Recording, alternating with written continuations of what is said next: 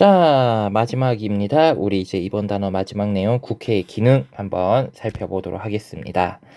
자, 국회는 총 3가지 기능이 있어요. 우리 전공에서 아까 국회의 역할에 대해서 잠깐 봤었는데 이것들을 조금 더 자세하게 좀 보도록 할게요. 자, 그렇다면 먼저 우리가 알고 있다시피 국회는 먼저 법을 만드는 기능을 하죠. 그래서 우리 이것을 무엇이라고 부르냐면 바로 입법에 관한 기능입니다. 입법에 관한 기능인데요. 자, 그렇다면 입법에 관한 기능을 한번 보면 국회는 국민의 의견을 모아 법률을 이제 중요한 용어들을 제정하고요. 법률을 개정합니다. 그래서 제정과 개정 이제 확실히 알아두셔야 돼요. 그래서 제정과 개정이라는 거 한번 살펴보도록 할게요. 제정이라는 것은요, 제도라든지 법률을 만들어서 정한다는 거예요. 그러니까 이게 제정이란 말이 나오면 어떤 거냐면 기존에는 이게 없었어. 하지만 어떻게 새롭게 만들어진 거예요. 새롭게 없었던 법이 새롭게 만들어지는 것을 우리 무엇이라고 부르냐면 바로 제정. 이 제자 아니에요, 얘들아. 잘못했다. 이 제자 아니면 제정 만들 제자인데 제정이라고 부르고요. 개정이라는 것은 이미 정하였던 것을 고쳐서 다시 정한다는 겁니다. 그러니까 이게 원래 기존에 있었어요. 기존에 존재를 했었는데 어떻게 한다? 수정을 했다는 거예요. 기존에 있던 것을 수정을 했다. 이것을 우리 개정이라고 부릅니다. 그래서 제정과 개정이라는 용어. 그래서 꼭 알아두셔야겠죠. 그래서 국회는 법률안을 새롭게 만드는 제정 활동을 하거나 또는 기존에 있던 법률안을 필요에 따라서 고치는 개정을 하는 활동. 요렇게 2가지 활동을 한다라는 거 알아두셨으면 좋겠습니다. 그래서 제정, 개정, 스님도 이거 많이 헷갈리는데요. 여러분들도 꼭 알아두셔야 됩니다. 그리고 2번째는요. 국회는 헌법 개정하는, 헌법을 개정, 그러니까 헌법 고치는 것을 제안하고 그리고 의결을 합니다. 이게 단순히 헌법은요. 근데 국회에서 고치자고 동의해가지고 고쳐지는 거 아닙니다. 요렇게 거쳐가지고 또 국민투표를 거쳐서 국민투표에서 오케이가 돼야만 헌법이 고쳐지는 거거든요. 어쨌든 헌법을 이렇게 고치자라고 얘기를 할 수 있고 의결할 수 있는 이러한 기능을 가지기도 한다. 그래서 국회는 헌법 개정을 제안하고 의결할 수 있다라는 역할 알아두셨으면 좋겠고요. 그리고 요거 참고죠. 알아두세요. 헌법 개정에는 무엇이다? 국민 투표가 필수다. 옛날에는 이거 다 배웠어요. 국민투표 이거 과정 다 배웠는데 지금 여러분 때는 빠졌거든요. 근데 요거 필수다. 헌법 개정에는 국민투표가 필수다라는 거 꼭 알아두셨으면 좋겠고요. 그리고 3번째, 정부가 체결한 조약에 대해서 동의권을 행사합니다. 그럼 이 조약은 누구냐면 외국과의 약속이에요. 그러니까 우리가 지금은 세계화 시대니까 우리나라만 뿐이야 외국과 끊임없이 교류를 해야 되잖아요. 외국과 끊임없이 교류를 하면서 외국과 우리 이러한 것을 하자라고 경제적이든 정치적이든 외교적이든 이런 것들을 많이 어떤 약속들이 상호간의 약속들을 많이 맺죠. 우리 이것을 무엇이라고 부르냐면 바로 조약이라고 불러요.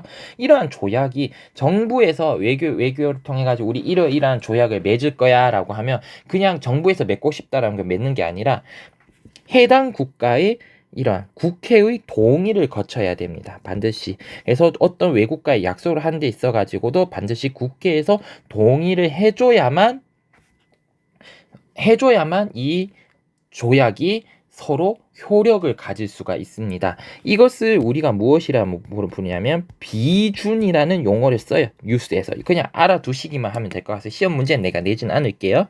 그래서 어떤 조약에 대해서 오케이 우리도 동의할게. 그래서 동의를 해가지고 효력이 발생하는 것을 우리 무엇이라고 부르냐면 비준이라는 용어를 씁니다. 그래서 여러분들 뉴스에서 하면 어떤 외국과 어떤 FTA를 체결한다 무언가 했을 때 무엇에 대해서 비준한다라는 말을 많이 씁니다.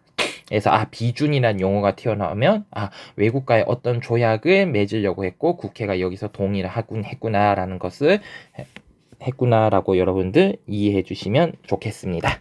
이런 것들은 좀 심화탐구에서 조금 더 알아보도록 할 거예요. 자, 그리고 단순히 법을 제정하고 개정하는 입법에 관한 역할을 한 것은 아닙니다. 중요한 역할, 바로 제 두 번째 재정에 관한 역할입니다. 이 제자는 이제 재물제자예요.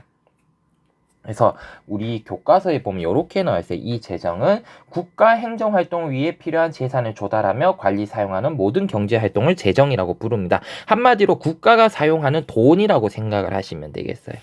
쉽게 얘기하면 국가가 사용하는 머니, 돈이다.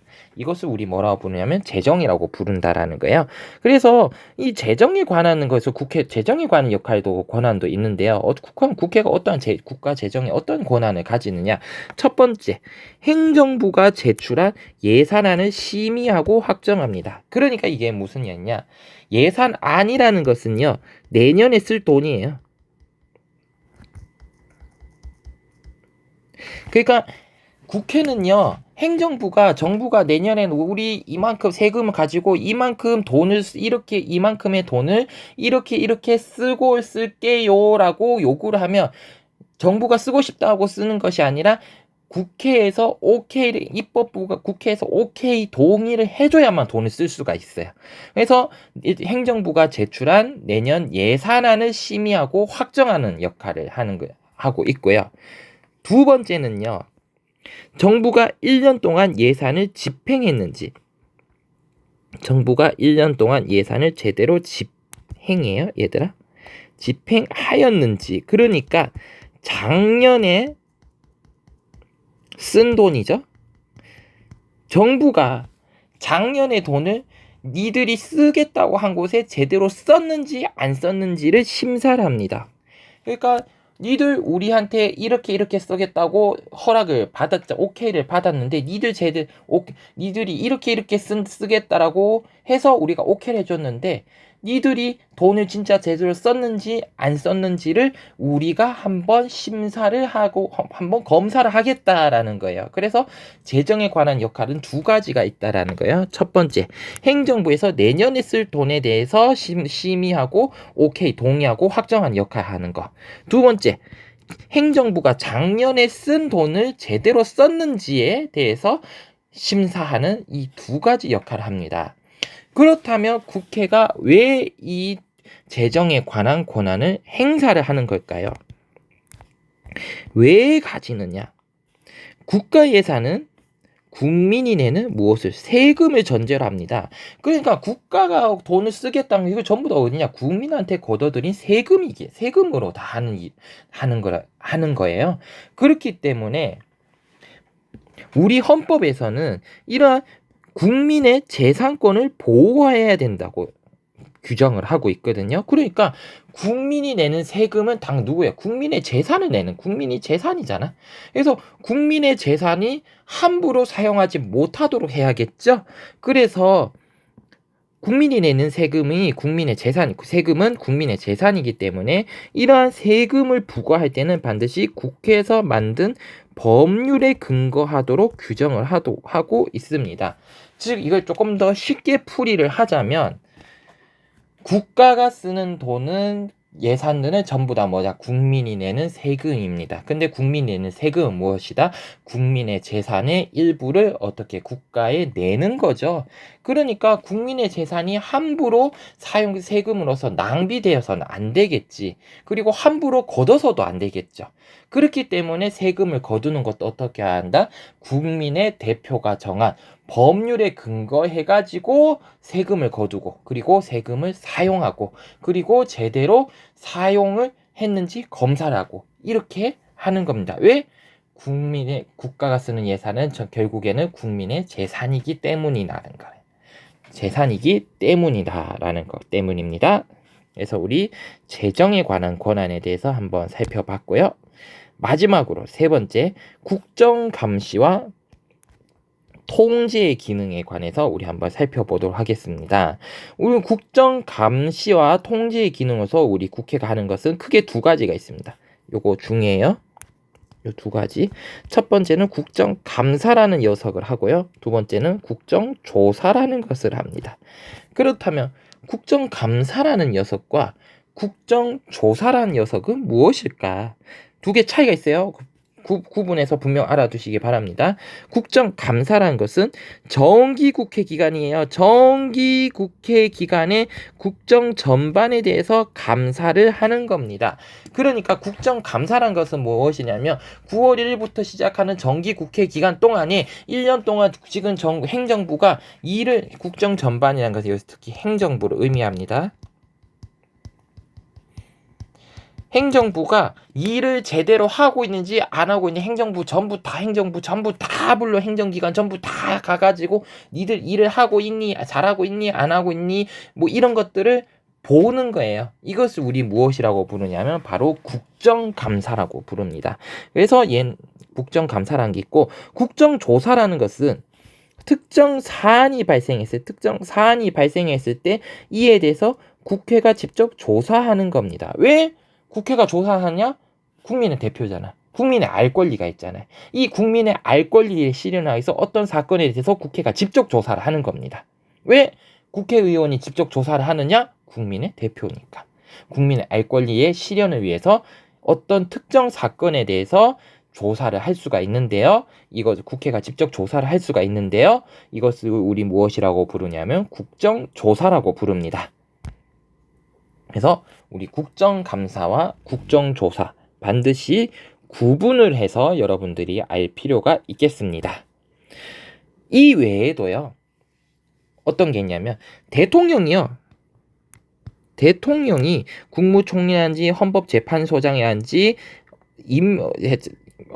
이러한 사람들을 임명을 할 때 동의권을 행사를 합니다. 그게 무엇이냐?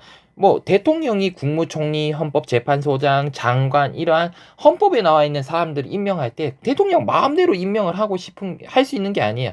나 이러이러한 사람을 임명하고 싶어. 그럼 그래? 그러면 우리가 한번 확인해 볼게. 괜찮은 사람이면 우리가 오케이 해주고 아니면 너 이 사람 임명 못해. 이렇게 가는 겁니다. 왜 그렇다면 이렇게 대통령이 일을 같이 하고 싶은 사람을 마음대로 임명을 하지 못하도록 동의권을 반드시 받아야만 하냐면 대통령이 마음대로 하면 자기 마음대로 일을 하잖아. 이거를 막아야겠죠. 그래서 대통령의 임명 권한을 견제하기 위해서 이 대통령의 인사권에 대해서 동의권을 행사한다라는 거 여러분들 알아두셨으면 좋겠고요. 그리고 세 번째, 법률이 정한 공무원, 뭐 대통령, 국무총리 이러한 법률이 정한 공무원이 직무를 수행하는 과정에서 헌법이나 법률을 위반했을 때 그 자리에서 물러나게 하는 탄핵소추입니다. 탄핵소추, 그 자리에서 물러나게 하는 것을 우리 탄핵소추라고 부르거든요. 탄핵소추에 의결할 권한을 가집니다. 그러니까 네가 대통령이라든지 대통령도 보니까 헌법을 안 지키는 것 같아. 이거 헌법 정신, 너가 하는 일이 헌법 정신에 위배가 되는 것 같아. 그래서 우리는 국민의 대표로서 너가 헌법을 지키지 않는 것 같으니까 너는 이제 그 자리에서 물러나. 이렇게 결정을 할 수가 있는 겁니다. 그 행위를 우리 무엇이라고 부르냐면 탄핵소추라고 부르고요. 이렇게 국회에서 탄핵이 결정이 되면 이게 어디로 가냐? 헌법재판소로 가요. 헌법재판소로 가서 헌법재판소에서 뒤에 나온 이것도 마찬가지 뒤에 나옵니다. 최종 결정을 하게 됩니다. 왜 이런 과정을 거치냐면 국회가 마음대로 국회에서 끝나버리면 국회가 마음대로 자를 수 있잖아요. 그거를 막기 위해서 국회가 이런 결정을 제대로 했는지 안 했는지에 대해서 사법부인 헌법재판소가 최종적으로 판단을 하고 오케이를 해야만 탄핵이 최종적으로 이루어진다. 어쨌든 국회는 법률을 위반한, 헌법 정신을 위반한 공무원은 어떻게 할 수 있다? 탄핵 소추할 수 있는 권한을 가진다라는 거 우리 여기까지 살펴보았습니다. 그래서 이번 단원 내용이 할 게 진짜 많죠. 그래서 우리 입법부 국회에 관해서 우리 한번 전반적으로 쭉 살펴보았습니다. 그래서 여러분들 한번 영상을 보는 게 아니라 모르면 2번, 3번 이렇게 돌려보시면서 그리고 스스로 정리하면서 그리고 선생님하고 정리를 또 해가면서 우리 한번 이러한 내용들을 한번 정리를 꼭 해보시고 공부를 꼼꼼히 해주셨으면 좋겠습니다. 그렇다면 우리 오늘은 여기에서 마치도록 하겠습니다. 우리 수업 시간에 만나겠습니다. 모두 수고하셨습니다.